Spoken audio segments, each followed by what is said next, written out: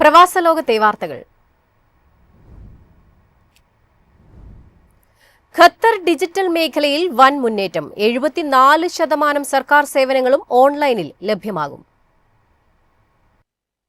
ഖത്തറിൽ പൊതുജനങ്ങൾക്ക് ലഭ്യമാക്കുന്ന 74% സർക്കാർ സേവനങ്ങളും ഇനി ഓൺലൈനിൽ ലഭ്യമാകും. കൂടുതൽ മേഖലകളിൽ ഡിജിറ്റൽ വൽക്കരണം നടപ്പിലാക്കുന്നതിനുള്ള നടപടികളും പുരോഗമിക്കുകയാണ്. സർക്കാർ മേഖലകളിൽ പൂർണ്ണമായും ഡിജിറ്റൽ വൽക്കരണം നടപ്പിലാക്കുകയാണ് ലക്ഷ്യം. വിവിധ സേവനങ്ങൾക്കായി പൊതുജനങ്ങൾ ഇനി മുതൽ സർക്കാർ ഓഫീസുകൾ കയറിയിറങ്ങേണ്ടി വരില്ല. വേഗത്തിൽ സേവനം ലഭ്യമാക്കാനും ഡിജിറ്റൽ സംവിധാനത്തിലൂടെ കഴിയും. വിവിധ വകുപ്പുകളിലെ ഏകദേശം 2300ഓളം സേവനങ്ങൾ ഓൺലൈനിലൂടെ ലഭ്യമാണ്. ഇതിൽ 1500 പൂർണ്ണമായും ഡിജിറ്റലൈസ് ചെയ്തവയാണെന്ന് അധികൃതർ വ്യക്തമാക്കി. ഖത്തറിന്റെ ഔദ്യോഗിക ഗവേണൻസ് പോർട്ടലായ ഹുക്കൂമിയിൽ ആരോഗ്യം, തൊഴിൽ, ഗതാഗതം, വിദ്യാഭ്യാസം, വിസ നടപടികൾ തുടങ്ങി വിവിധ സേവനങ്ങൾ ഓൺലൈനായി ലഭ്യമാണ്. ഖത്തർ ID അടിസ്ഥാനമാക്കിയുള്ള തൗത്തീഖ് എന്ന ഏകീകൃത ലോഗിൻ സംവിധാനത്തിലൂടെ എല്ലാ സർക്കാർ പോർട്ടലുകളിലും പ്രവേശിക്കാനാകും. News desk MyFin TV. ഒമാനിൽ വിനോദസഞ്ചാരികളുടെ എണ്ണത്തിൽ വൻ വർധനവ്. ഇന്ത്യ, UAE, ജർമ്മനി ഉൾപ്പെടെയുള്ള രാജ്യങ്ങളിൽ നിന്നാണ് ഏറ്റവും കൂടുതൽ വിനോദസഞ്ചാരികൾ എത്തിയതെന്ന് റിപ്പോർട്ട്. 2026 ആദ്യ 2 മാസങ്ങളിൽ 12.6% വർധനവാണ് സന്ദർശകരുടെ എണ്ണത്തിൽ രേഖപ്പെടുത്തിയത്. ഒമാനിലെ വിനോദസഞ്ചാര മേഖലയിലേക്ക് എത്തുന്ന സന്ദർശകരുടെ എണ്ണം ഓരോ വർഷവും വർദ്ധിക്കുകയാണ്. National centre for statistics and ഇൻഫർമേഷന്റെ പുതിയ കണക്കുകൾ പ്രകാരം ഈ വർഷത്തെ ആദ്യ 2 മാസങ്ങളിൽ സഞ്ചാരികളുടെ വലിയ ഒഴുക്കാണ് രാജ്യത്തേക്ക് ഉണ്ടായത്. 7,52,474 സഞ്ചാരികളാണ് ഈ കാലയളവിൽ ഒമാനിലെത്തിയത്. കഴിഞ്ഞ വർഷം ഇതേ കാലയളവിൽ ഇത് 6,68,205 ആയിരുന്നു. 12.6% വർധനവ്. UAE, India, Germany, Russia, Poland എന്നീ രാജ്യങ്ങളിൽ നിന്നാണ് ഏറ്റവും കൂടുതൽ സന്ദർശകർ എത്തിയത്.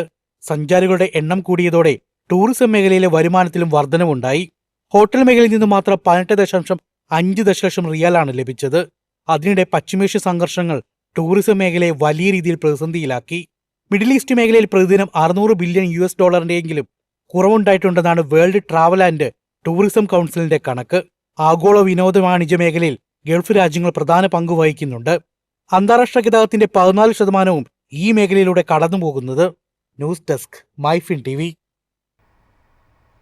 ബഹ്റൈനിൽ ലോൺ തിരിച്ചടവുകൾക്ക് ഇളവ്. രാജ്യത്തെ സാമ്പത്തിക മേഖലയ്ക്ക് കരുത്തേകുന്നതിനുള്ള പുതിയ പദ്ധതികളുടെ ഭാഗമായാണ് സെൻട്രൽ ബാങ്ക് ഈ ഇളവ് പ്രഖ്യാപിച്ചിരിക്കുന്നത്.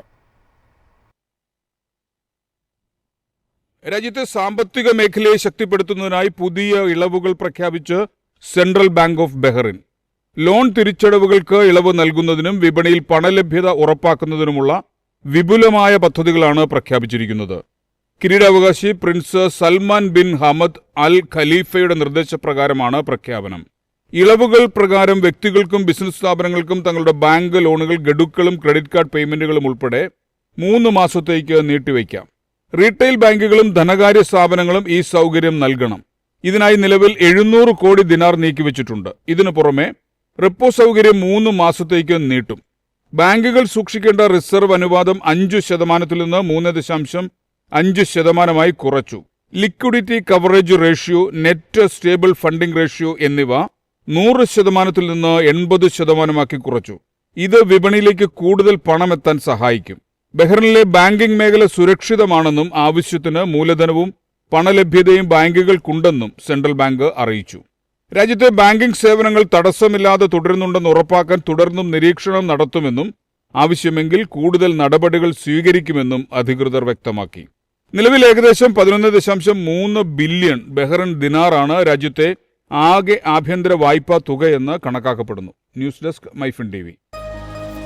എളുപ്പത്തിൽ സമ്പാദ്യം വളർത്താം. ഇന്ന് തന്നെ മൈഫിൻ TV ആപ്പ് ഡൗൺലോഡ് ചെയ്യൂ.